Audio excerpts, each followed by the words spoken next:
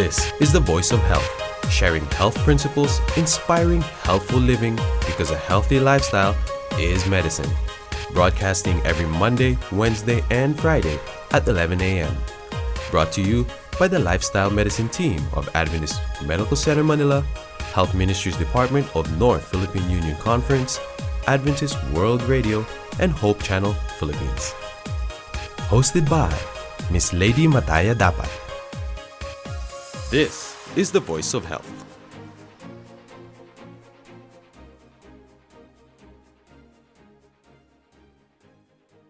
Isang masaya, masigla at malusog na araw po sa inyong lahat.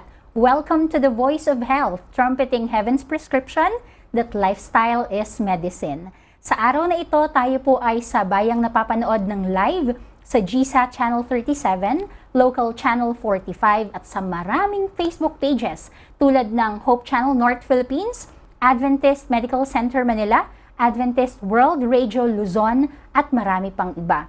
Ganon din po sa teleradyo katulad ng DWBL 1242 kHz mamayang 12 to 1. Ang atin pong pag-uusapan sa araw na ito ay para sa mga puso ng bata. Tama po yan.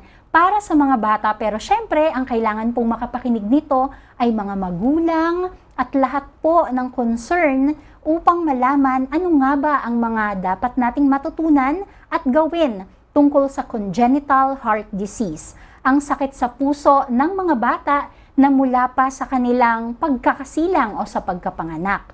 Ngayon po, ang makakasama natin ay isang espesyalista sa puso ng mga bata. I-welcome po natin sama-sama si Dr. Dyann Soriano.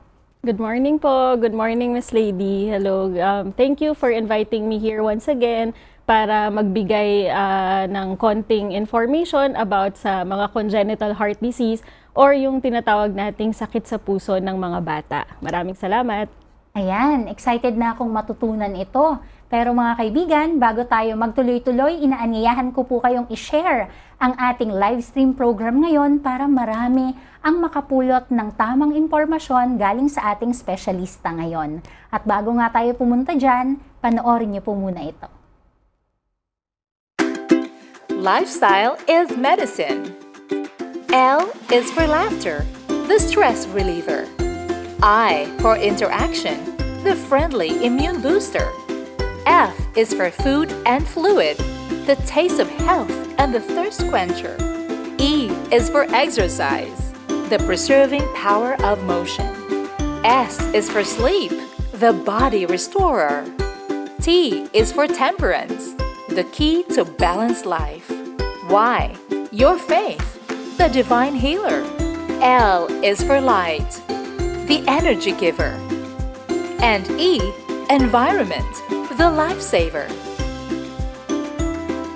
Pure air, sunlight, abstemiousness, rest, exercise, proper diet, the use of water, trust in divine power. These are the true remedies. Indeed, lifestyle is medicine.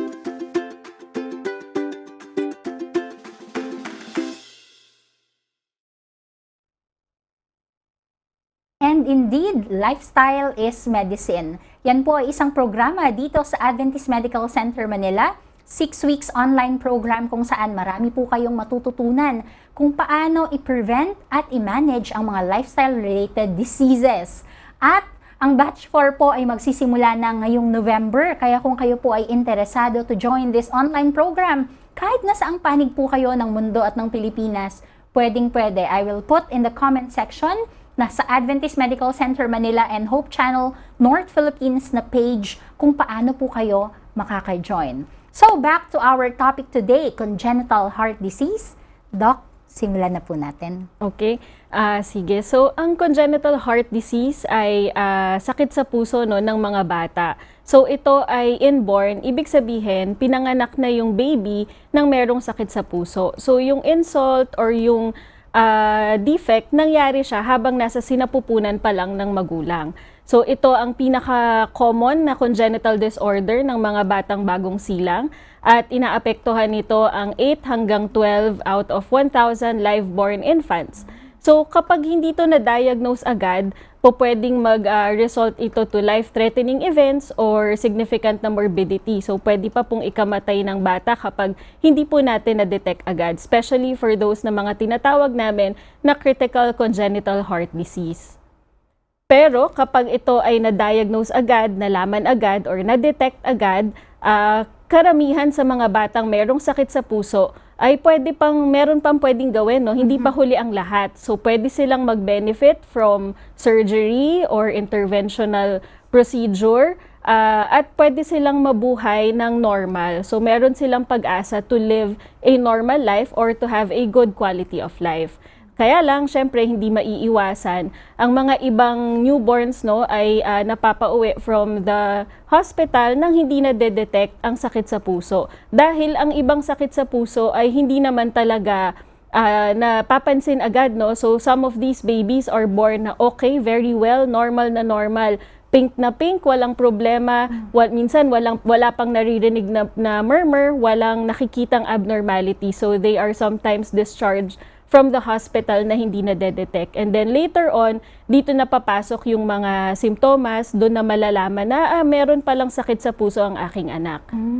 So ito ay, ang sanhi ng congenital heart disease ay marami, no? Hindi lang siya dahil sa isang bagay, hindi lang dahil sa mga conditions ng nanay lang itself, no? So ang mga risk factors for congenital heart disease ay pwedeng genetics, so mula sa lahi. Pwede rin naman sa mga infection ng nanay. So, yung kaya kapag dapat ang naglalagnat ang nanay or nagra-rash, dapat magpa-check up sa kanilang obstetrician.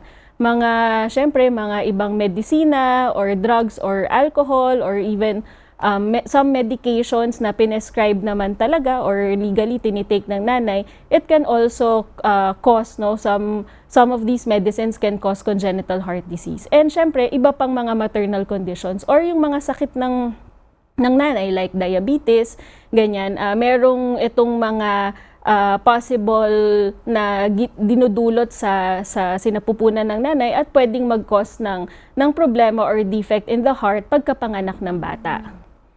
So, lalo na kapag ang nanay or ang magulang ay meron ding congenital heart disease, mas tumataas ang tsansa na ang anak ay meron din pong congenital heart disease. So, sabi ko nga, no, hindi lahat ng mga batang na discharge from the hospital na detect agad na merong sakit pala sa puso. So, some of these babies, later on na natin nalalaman, later on na detect.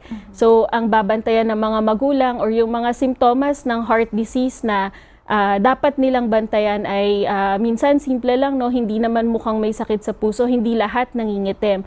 But some of these babies may present as poor feeding, hindi naman yung walang gana, but more on hindi sila makadede ng maayos kasi hinihingal sila.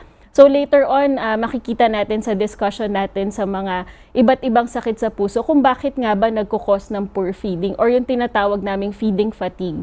So dahil sa hindi maayos ang pagdedede ng mga batang ito, hindi rin sila lumalaki ng tama. So ang timbang nila ay mababa compared to the expected, no, or ito yung tinatawag natin na failure to thrive. Yung expected na growth trajectory hindi nila na-achieve.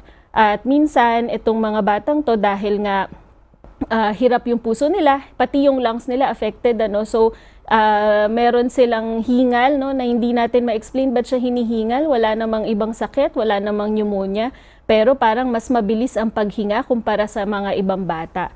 And one of the common or more common at obvious, no, symptom ng sakit sa puso ay pangingitim. Although hindi lahat ng pangingitim ay dahil sa sakit sa puso, pero ang mga babies na dapat na nangingitim ay dapat ma-examine for congenital heart disease. So ito yung tinatawag natin na cyanosis.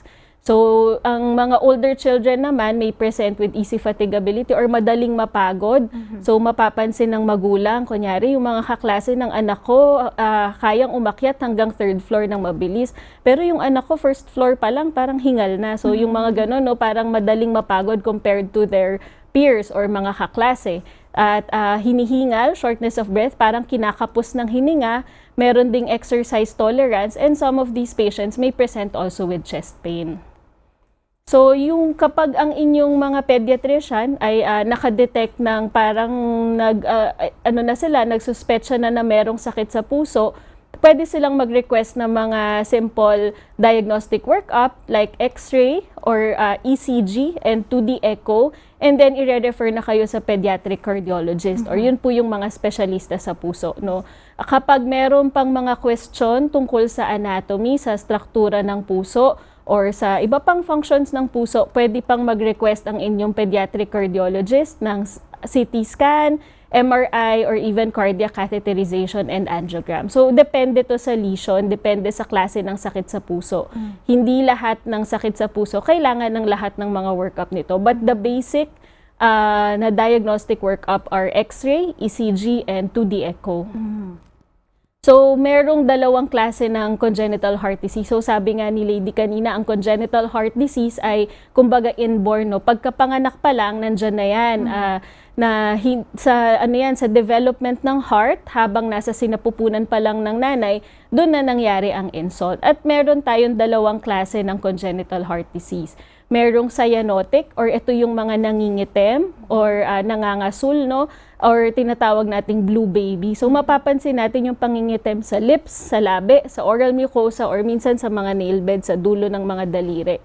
At isang klase ng heart disease ay yung acyanotic. Ito yung walang pangingitim, no? So some of these patients na acyanotic initially or talagang acyanotic lesion, meaning hindi dapat sila nangingitim, later on, pag pumasok na ang mga complications, pwede na rin sila mangitim.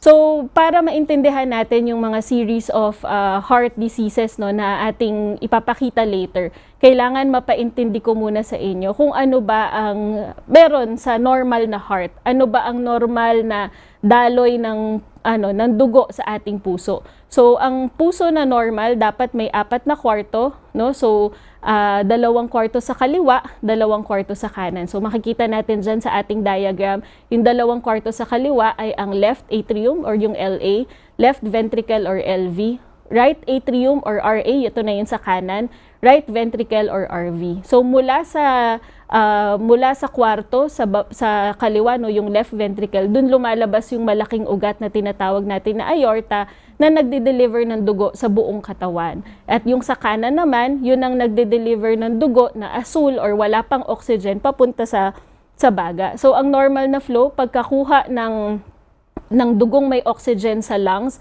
i-deliver na nitong ng mga blood vessels natin ang dugong may oxygen papunta sa buong katawan para magamit ng ating body, no? At kapag nagamit na ng body yung dugong may oxygen, deoxygenated na siya. Ibig sabihin, wala na siyang baong oxygen. So, iikot na siya ulit, pabalik sa kanang bahagi ng puso, papunta sa lungs, para kumuha ulit ng oxygen. So, for every beat of the heart, bawat tibok ng puso, ganito ang nangyayari. Kukuha ng oxygen sa lungs para i-deliver sa buong katawan at ibabalik ulit sa right side ng heart para kumuha ulit ng oxygen sa lungs at i-deliver ulit sa buong katawan. So, ito dapat ang normal. So, kung makikita natin sa diagram, supposedly, no, pulang dugo or pink na dugo ang dumadaloy sa buong katawan. Hindi dapat nangingitim ang normal na bata. So, yung pag nag-explain ako usually to my patients, no, dinodrawing ko yung ganito, yung parang box type, para mas maintindihan kasi hindi rin ako masyadong maganda mag-drawing ng actual na heart. So, yung box type, no, for them to understand easier. So, punta na tayo sa mga iba't ibang klase ng cyanotic heart disease, no? Simulan natin dun sa common, no? Or yung tinatawag natin na ventricular septal defect. So, sabi ko, di ba, doon sa kwarto ng puso, 4 yun, no? May 2 kwarto sa baba, yung ventricles.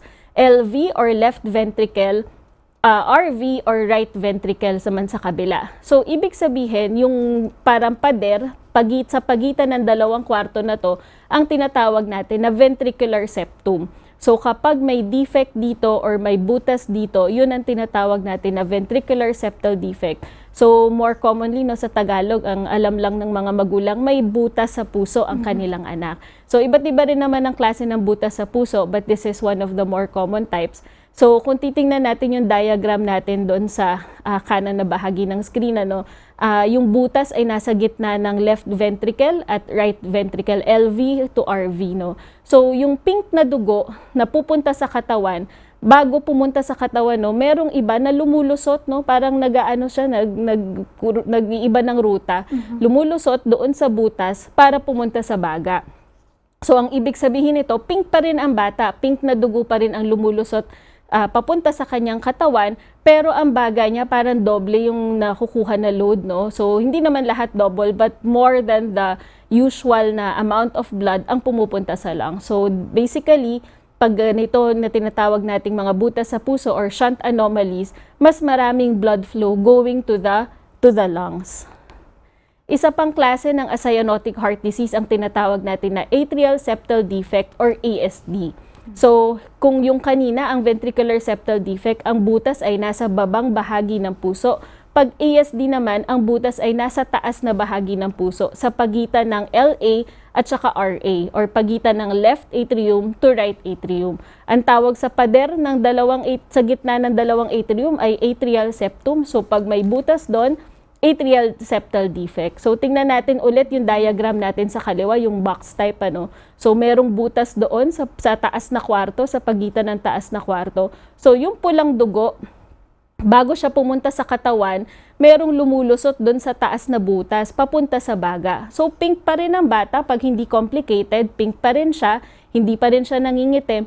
Pero again, doble or more than the usual ang blood flow going to the lungs. So, more blood flow going to the lungs, no? So, eto na yung sinasabi natin na hinihingal sila, no? Madaling mapagod. Kasi parang doble-doble yung, or more than the usual, ang amount of blood na natatanggap ng kanilang puso. So, isa pang klase ng acyanotic heart disease. So, ito technically hindi na siya butas sa puso, pero yun pa rin ang tawag ng mga ibang doctors kasi ang kanyang function ay parang butas rin sa puso, parang shunt anomaly din siya. Ito naman ang tinatawag na PDA or patent ductus arteriosus. So, lahat tayo, kahit ako, pinanganak ako ng may PDA, but lahat, eventually, hindi pala lahat, sorry, but eventually, for most children, itong PDA na to magko-close agad immediately pagkapanganak. So for some children na hindi nagsara ang ductus arteriosus at naiiwan siyang bukas or patent, so yan na yung tinatawag natin na patent ductus arteriosus.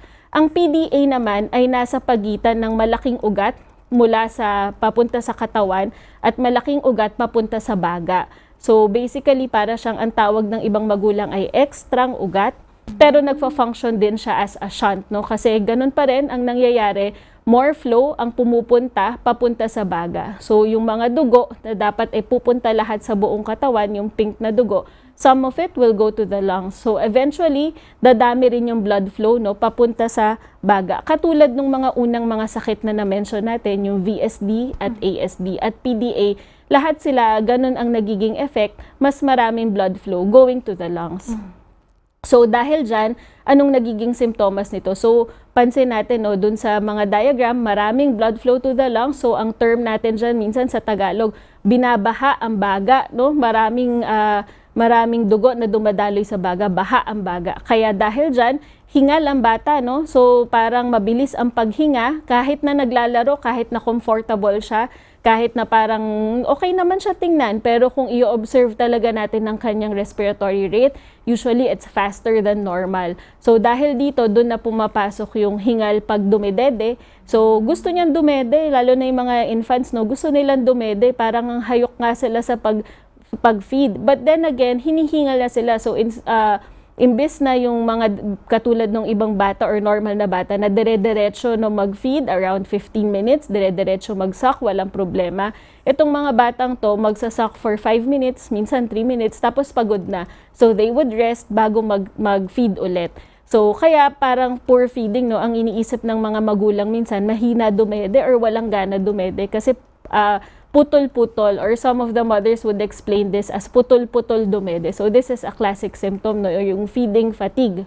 And dahil doon sa hindi tama or hindi maganda ang pag-feed ng bata, nagkakaroon siya ng failure to thrive or yung hindi maganda ang pag-gain ng weight ng bata. At yun nga, hingal nga sila, madaling mapagod, at parang kinakapos ng hininga for older children.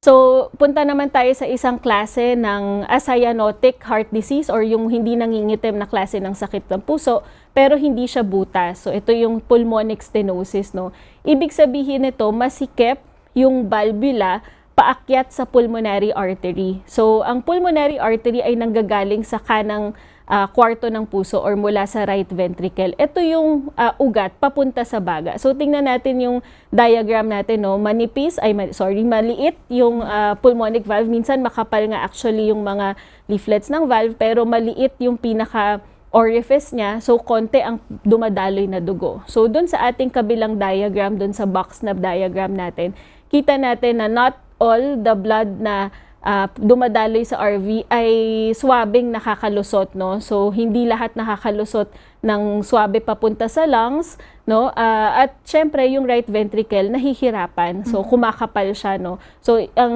ginagamit kong analogy sa parents, yung mga, di ba, bodybuilders, pag nag-ano sila, nagwe-weights, no? Lalaki yung muscle nila dito sa biceps kasi overused yung kanilang muscle. So, for patients with pulmonic stenosis, yung kanilang right ventricle has to work double time to pump against the masikip na pulmonic valve. So, kaya kumakapal ang right ventricle. So, eventually, ang mga simptomas ito, hindi man marami ang dugo na dumadaloy sa baga, pwede pa rin sila mag-present as madaling mapagod. Ano? Kasi dahil sa mga effects na nangyayari dito sa mga kwarto ng puso niya. Okay. So, yung diniscuss natin earlier ay yung mga common na cyanotic congenital heart disease or yung congenital heart disease na hindi nangingitim. So, ngayon, dun naman tayo sa mga common na congenital heart disease na nangingitim or yung mga blue baby. Okay, so yung pinaka-common na congenital heart disease na nagkukos ng cyanosis ay ang tetralogy of Fallot. So, tetralogy of Fallot, 4 yung kanyang main components, no? So, una, meron siyang masikip na pulmonic valve, so pulmonary stenosis, katulad nung sakit kanina, pero hindi lang basta masikip ang pulmonic valve. Pwedeng maliliit na rin ang mga pulmonary arteries or yung ugat na papunta sa baga. At dahil dito, kumakapal din ang right ventricle, no? Or yung tinatawag naming right ventricular hypertrophy. At meron din siyang VSD na malaki. Di ba kanina yung VSD, no? A cyanotic heart disease supposedly siya, pag yun lang ang meron. Pero dahil sa constellation of symptoms ng tetralogy of Fallot, nagiging cyanotic heart disease siya. At yung aorta, yung ugat na papunta sa katawan, nasa gitna siya nung VSD, no? So, ibig sabihin, madaling pumasok ang dugong maitim papunta sa katawan, kaya nangingitim. So, mas maiintindihan natin yan with this diagram. So, kita natin, 4 pa rin naman yung kwarto, pero may malaking butas sa gitna ng right ventricle at left ventricle. At dahil masikip ang daluyan ng dugo papunta sa baga, hindi lahat ng dugo makapunta sa baga ng swabe. So, syempre, no choice itong si blood, kundi lumusot papunta sa ventricular septal defect, papunta dun sa butas. At makikita natin na itim na dugo, dapat yung dugong walang oxygen, pupunta pa lang siya sa baga para makakuha ng oxygen. Pero dahil masikip ang daluyan at dahil may malaking butas na doon, lulusot yung itim na dugo or asul na dugo papunta sa katawan ng bata. So, nangingitim ang bata. So, kung makikita natin sa diagram, yung blood na nare-receive ng bata sa kanyang katawan ay dugong may oxygen kahalo ng dugong walang oxygen. So, eventually, blue baby ang kalalabasan or nangingitim na bata. So, some patients with TOF, hindi agad to very obvious initially upon birth. So, yung kadalasan during infancy stage na nalalaman or kapag umiiyak yung bata, doon na lumalabas yung pangingitim, no? So, meron talagang mga ibang babies na kahit TOF or supposedly a cyanotic heart disease ay hindi na nadedetect agad sa nursery or pagkapanganak. So, common po talaga yon na sometimes they present later on in life. So, isa pa sa mga common na congenital heart disease, no, na ating kinatatakutan, kasi ito yung mga posibleng critical na kailangan agad mag-undergo ng repair ng bata ay ang tinatawag natin na transposition of the great arteries.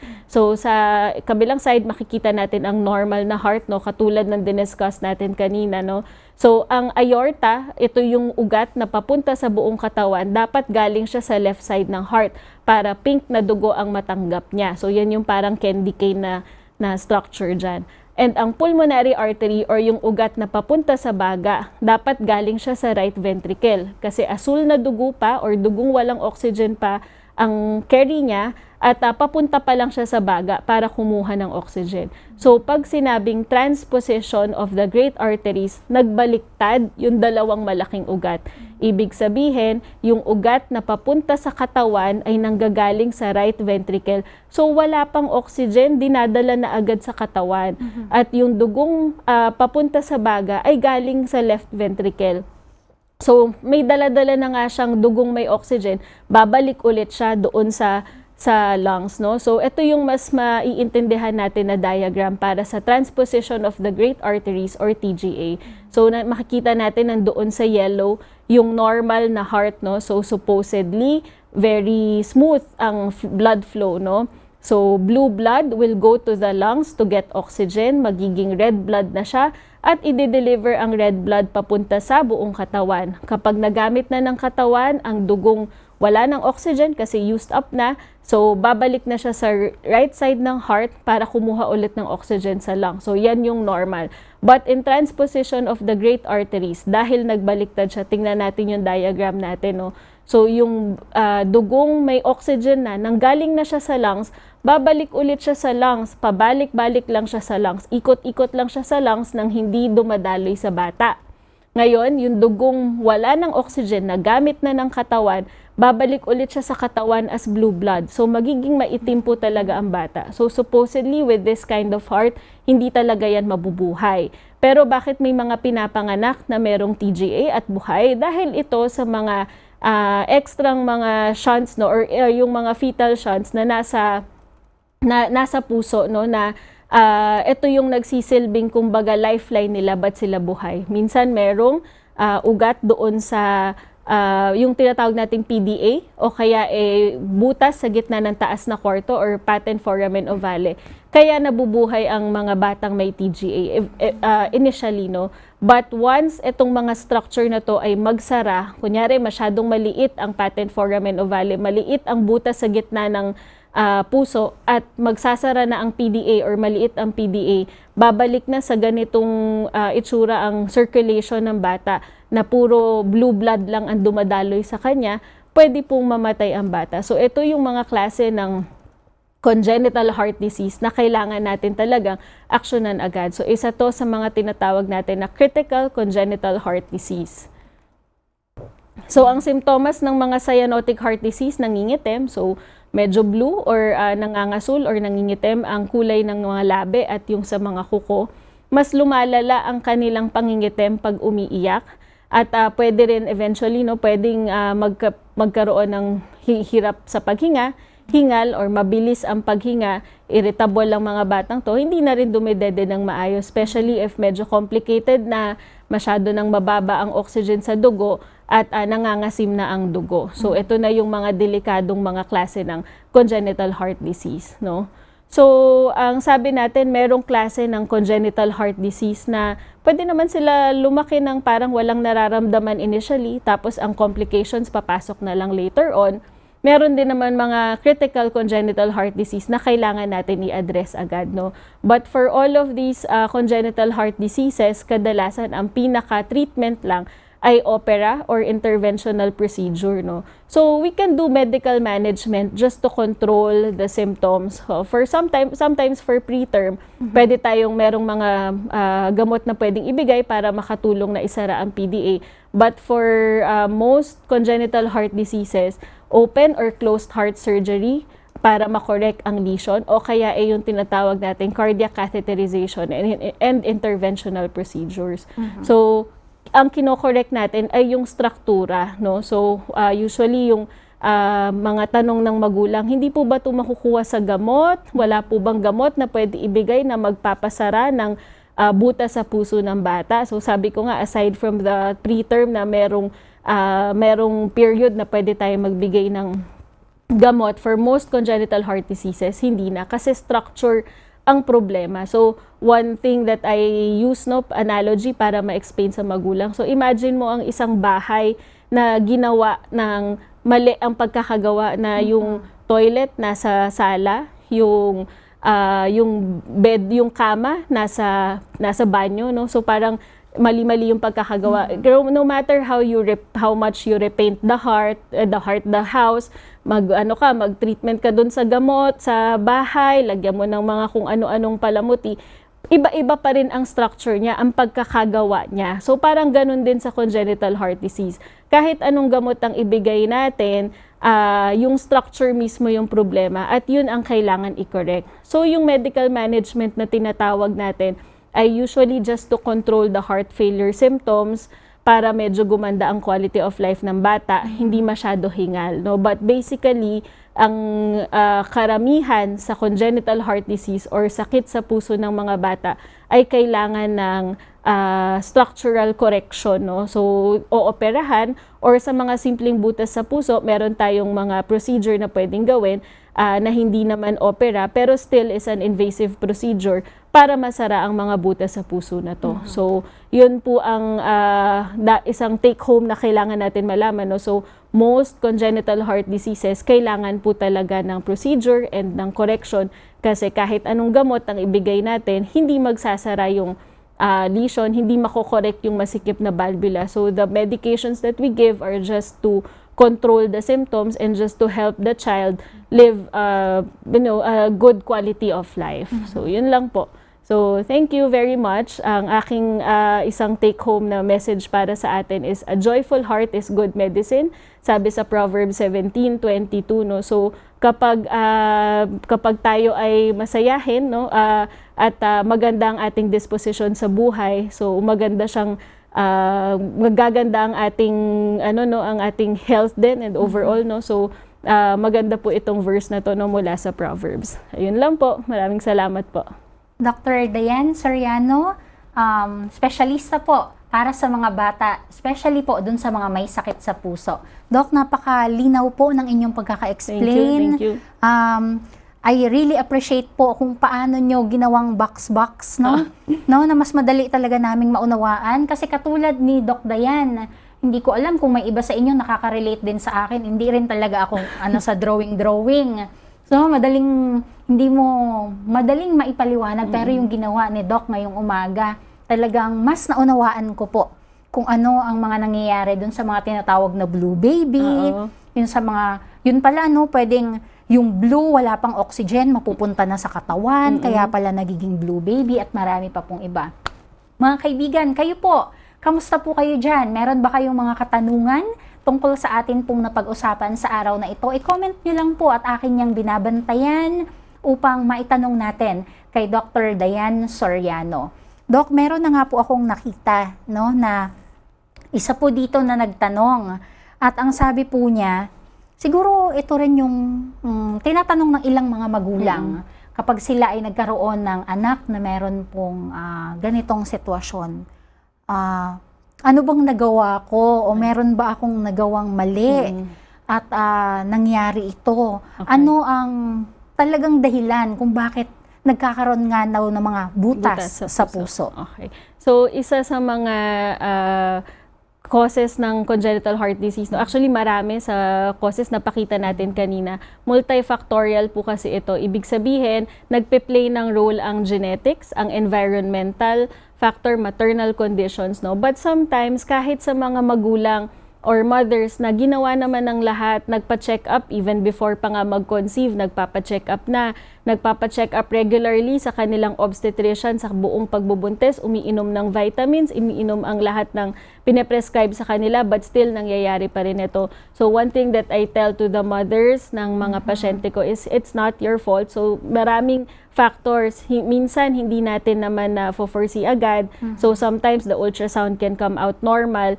So hindi naman po ibig sabihin na may sakit sa puso ang bata, ang anak ninyo, ay nagkulang kayo sa pagmamahal o sa pag-aalaga po sa bata or sa pag-aalaga sa sarili ninyo habang kayo ay nagbubuntis. So multi-factors po kasi ito marami pong mga possible causes. Of course, merong mga obvious na yung syempre yung mga maternal drug intake, alcohol use, so talagang ito yung mga nakikitaan natin ng mga septal defects or mga lesion sa puso. But minsan, hindi talaga natin maiiwasan. We don't know, we cannot really explain why this happened to you, but most probably merong mga certain risk factors ikaw or yung asawa mo or genetics may play an important role, no, or even environmental factors, minsan wala naman tayong control dito.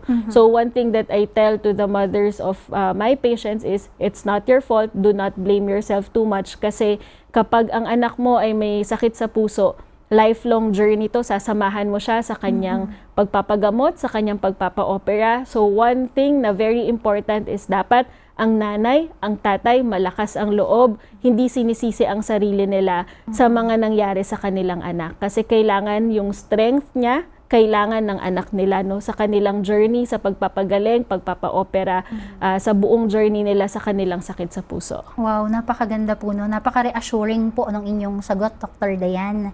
Ang isang tanong pa po dito, Doc, ito daw po ba ay pwede nang ma-diagnose habang nasa sinapupunan pa? At kung ito po ay makita na habang nasa sinapupunan pa, ano ang dapat nilang gawin? So, merong mga klase ng sakit sa puso that we can detect early on. Pag yung mga tinatawag na congenital anomaly scan or fetal echocardiogram, pwede na ma-detect. But for some mothers naman na wala masyadong risk factors, hindi naman na automatic or routine na nagpapa-fetal echo. So, sometimes, hindi rin talaga siya na-detect with ultrasound. But detection of some congenital heart diseases, habang nasa tiyan pa lang ng nanay, is possible, no? But for some lesions, kapag yung mga simpleng lesion lang naman, wala tayong gagawin habang nasa sinapupunan pa. So, ang ginagawa lang natin is anticipatory measures lang, no? So, make sure that the child will be born in a tertiary center sa malaking ospital na merong pediatrician, neonatologist, pediatric cardiologist, may mga gamit, and be ready for transport to a cardiac center, no, kapag kailangan ng opera. But syempre sa ibang bansa meron ng mga tinatawag na intervention sa sinapupunan pa lang ng magulang. But these are for very critical congenital heart diseases. But mostly parang anticipatory lang tayo. Inaabangan natin yung syempre kailangan aalagaan pa rin ng magulang yung sarili niya, yung nanay, no, habang nagbubuntis siya. And then kapag pinanganak yung bata, nandun tayo sa center that can cater, no, yung alam natin na makakatulong sa bata kung ano man ang kondisyon po niya, kung ano man ang makita. So, pagkapanganak, ano na yan, 2D echo na yan, aalamin na natin kung yung nakita ba sa sinapupunan, yun din, same cardiac anomaly ba? Kung ito bang anomaly ng bata sa puso ay critical at kailangan bang operahan agad or gawan ng interventional procedure agad. So, mga ganun po. Mostly anticipatory measures po ang ginagawa natin. Wow. Dok, kapag nalaman ng isang magulang na yung kanyang anak sa kanyang sinapupunan ay mayroon ganun pong situation, ano po ang mga special na dapat gawin ng isang nanay? Isang nanay, oo. So, kailangan mag-consult na siya sa mga espesyalista. So, yun nga, sinabi ko nga, anticipatory measures. Wala naman ng yung mga bawal na pagkain dahil may sakit sa puso yung bata, no? So, everything na ginagawa natin to care for our unborn child, ganun pa rin. So, lahat in moderation, good diet, yung mga abiso ng ating mga obstetrician, same pa din. But then, kailangan meron na tayong konsulta sa pediatric cardiologist, meron na tayong neonatologist, no, na nakaabang para kung pagkapanganak kay baby, kumpleto ng gamit at alam natin kung ano yung gagawin. So, Doc, nabanggit niyo po kanina na merong surgeries po nakalakip itong pagkakaroon ng anomalies, no, ng mga bata. Gaano po ka-safe or ilang araw pagkapanganak ba ay pwede nang operahan? Yung mga ganito pong tanong. So, depende yun sa klase ng sakit sa puso. So, sabi ko nga meron tayong tinatawag na critical congenital heart diseases, katulad ng TGA. So, for critical congenital heart diseases, in an ideal setup, pagkapanganak, maaari na silang mag-undergo ng procedure, no? So, ang tanong lagi din ng parents, safe po ba to? Kakayanin po ba ng baby ko? Ang liit-liit pa niya, bagong silang pa lang siya, kaya po ba niya? So, itong mga procedures na to have been done, no, through the years, no, dito sa Pilipinas, successfully natin nagagawa. But walang pediatric cardiologist that will tell a mother na 100% assurance that if your child will undergo this surgery, 100% I am sure na mabubuhay ang baby mo, na walang magiging complication. So, what I always tell the parents of my patients ay, syempre, ang normal heart ay normal, walang ginalaw, 4 ang kwarto, walang butas, walang tahe. So, when you undergo surgery or even interventional procedure, merong scar, meron ng tahe. So, hindi natin masasabi pa rin na yung heart is normal. But your child's heart can have a normal function. So, syempre, it is a risky procedure, no? Ang mga opera sa puso pa rin kasi yan. So, laging merong risk, laging merong possible complications. But if we will wait, titimbangin natin anong mangyayari sa baby ko pag hindi ko siya pinaopera, anong mangyayari sa baby ko kapag pinaopera siya. So, laging tayong titimbang. So, ang sabi ko nga sa mga parents, no, lagi itong sugal, para siyang sugal, no, kasi pag wala kang ginawa, pinanood mo lang yung anak mo kasi takot kang paoperahan, pwede siyang mamatay. Pag pinaoperahan natin siya, pwede rin pa rin, meron pa rin small chance na pwedeng hindi niya kayanin at bumigay siya, but you are giving everything na pwede para sa bata. Mas mataas ang chance na binibigay mo sa kanya pag nilaban natin siya at pinaopera. No? But again, walang procedure na 100% risk-free. Grabe, Doc, ano? Nai-imagine ko yung mga magulang na dumadaan sa ganito. Oo, yes. Kung gaano katibay yung puso nila para kailangan harapin. strong sila talaga. Kailangan matatag sila kasi sila ang nagiging strength ng kanilang anak. Maliban po dun sa preparation ng puso, paano naman yung sa preparation ng bulsa? Ayan, pwede ba tayong makapagbigay ng idea sa ating mga taga-subaybay kung paano ito dapat paghandaan? Sige. So, for patients na mag-undergo ng surgical procedure, so, kung to be honest, no, hindi siya mura, no? Kung ibibilangin natin talaga yung actual cost, hospitalization, surgery, gamit for surgery, gamot post-operatively, malaki po yung amount, no? So, some surgical procedures may cost from mga 200,000 to even 1 million. But again, our patients from kung saan po ako galing na Tertiary Cardiac Center, Philippine Heart Center, hindi naman lahat ng naooperahan doon milyonaryo. Hindi lahat sila merong 200,000 agad-agad.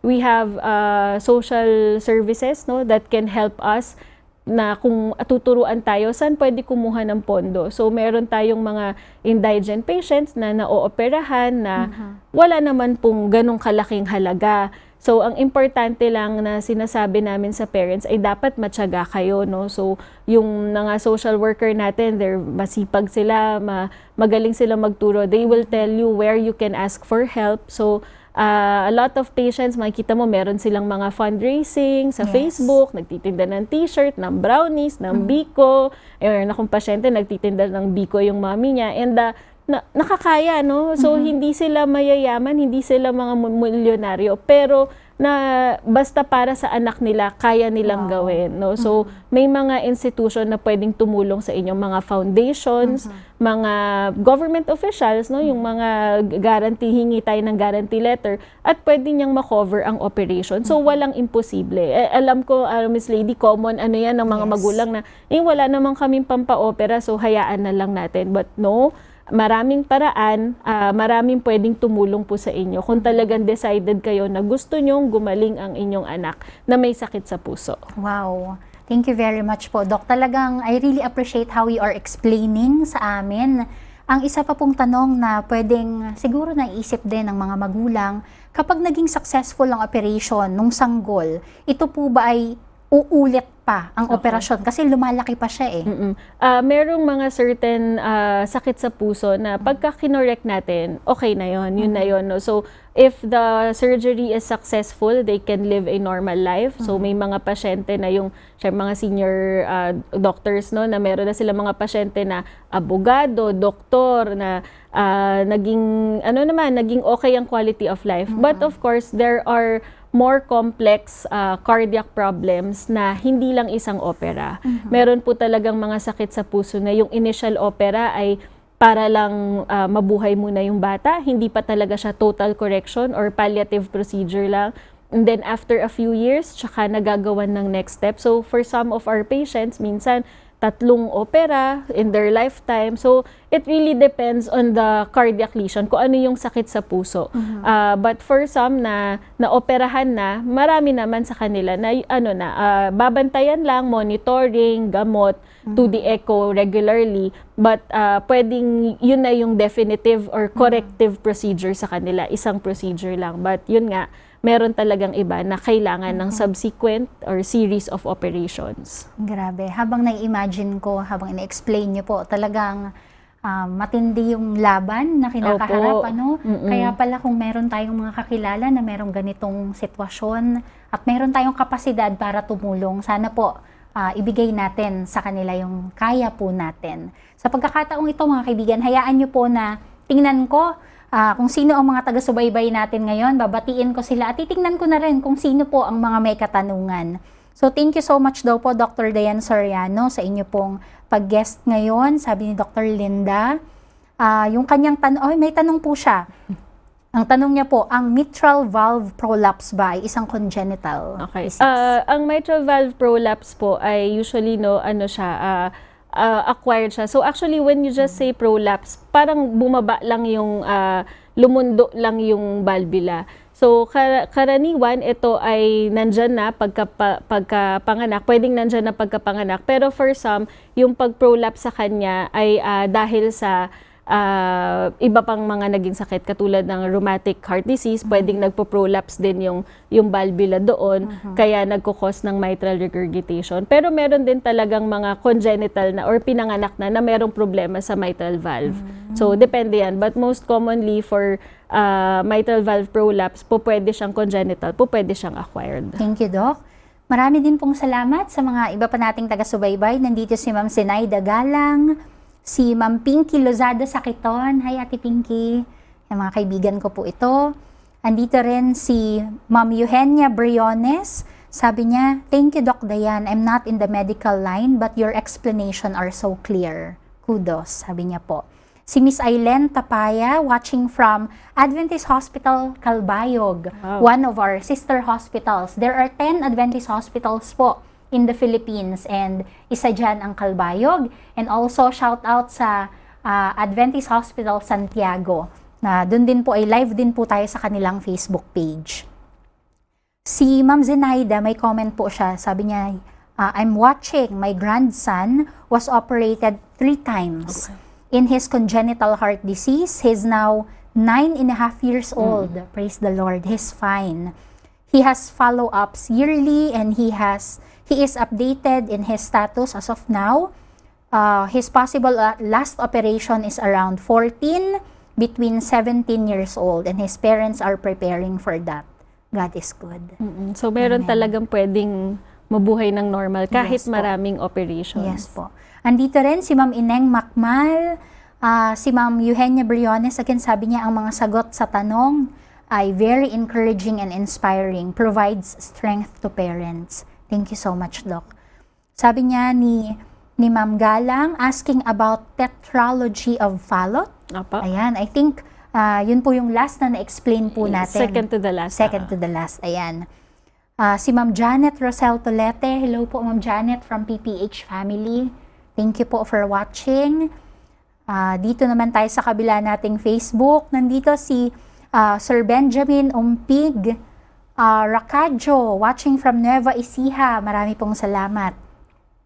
Si Joseph Rosalita from Toledo City, Cebu. Thank you po sa inyo dyan.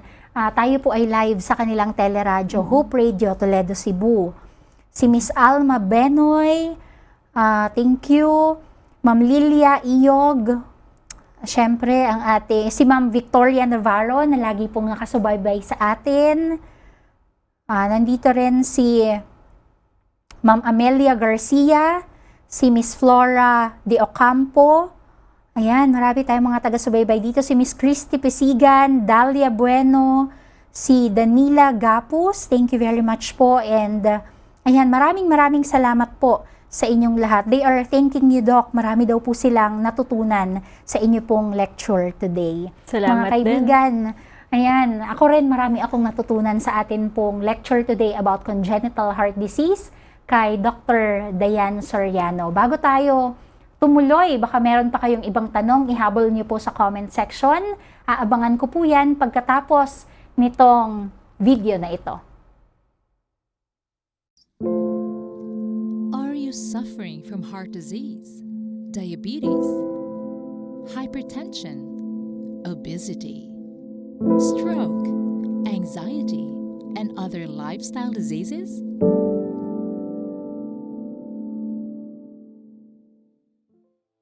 We can help you. Join our Lifestyle is Medicine intervention program. This is a 6-week virtual health program, Tuesdays and Thursdays at 6 to 8 p.m. that will bring your lifestyle doctors and dietitians right where you are. There will be scientific evidence-based lectures, health screening, cooking demonstrations, workbook, and recipes that will help you in your health journey. Find out what is the optimal nutrition for your health conditions and activities fit for you. This holistic lifestyle intervention program will help you and your family to experience the best life in the midst of uncertainty and stressful living. Contact us at Adventist Med Lifestyle Medicine Facebook page for details and registration. Join now!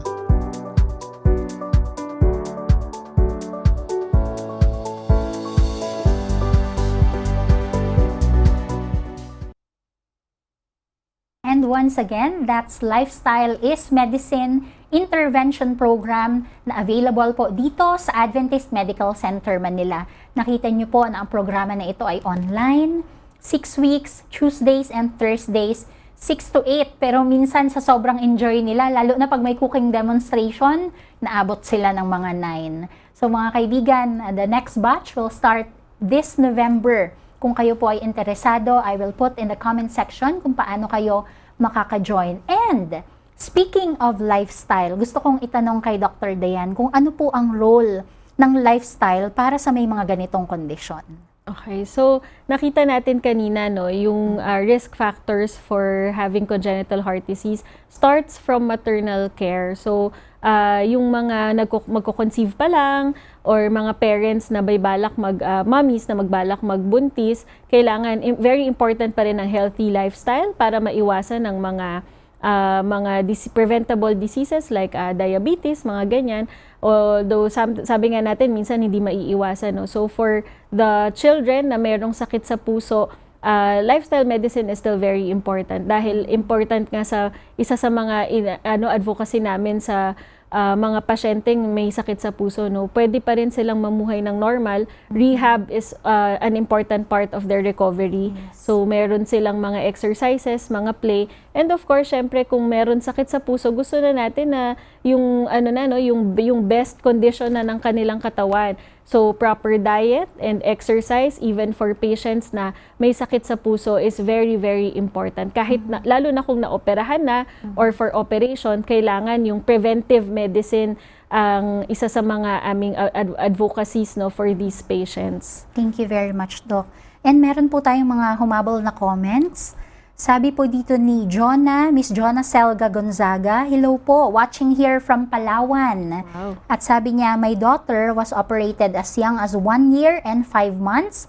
She is 13 years old now by God's grace. Nakakatuwa naman po. Ito po si Miss Jacqueline Quinones. Sabi niya, hello po, since I become SDA 1 year ago, I really follow your program. Thank you very much po. Hoping magkaroon po ng topic about sinus bradycardia. Bradycardia. Medyo late ko na po na-diagnose na meron ako niyan. God bless po and more power sa inyong program. Thank you na may program na ganito. Sige po, maghahanap tayo ng guest na mag-discuss sa atin tungkol po sa inyong topic na ni-request. Baka possible po si Dr. Dyann ulit. Hahanapan po natin ng schedule kung kailan siya available. Alam niyo po ang mga doctors na ini-invite po natin dito, yung atin pong mga specialista and professionals, they are very busy. Kaya we truly appreciate po that you are appreciating and watching, and sharing our program. Kasi yan po ang advocacy natin dito sa Adventist Medical Center Manila, na yung lifestyle medicine, yung health education, at yung awareness tungkol sa iba't ibang mga kondisyon ay malaman po ng marami sa atin upang maiwasan at mas ma-manage po natin ng mas maayos. Lalo pa sa panahon ngayon, Doc, no? Hindi na madaling pumunta sa ospital. Oo, true. Totoo yan. Mahirap magpa-check up, mahirap magpa-opera. Kahit nga schedule ng opera, mahirap eh. So, kaya kailangan talaga aware. Yes, oo.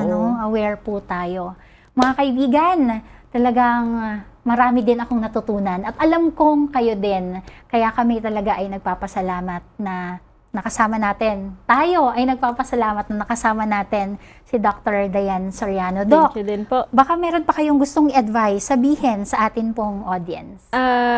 Thank you very much again for inviting me sa pangalawang beses dito sa inyong programa. And siguro yung pinaka-take home ko is the last slide na pinakita ko kanina, yung ating verse, a joyful heart is good medicine. So kailangan yung no matter what your condition is, what your child's condition is, kapag maganda ang ating disposition sa buhay, maganda ang ating outlook in life, and of course, tayo ay may tamang lifestyle, no? Pwede tayong merong pag-asa, merong hope, no? Basta alam natin kung ano yung mga dapat gawin at kukonsulta tayo sa mga tamang espesyalista. Yun lang naman po. Thank you very much po.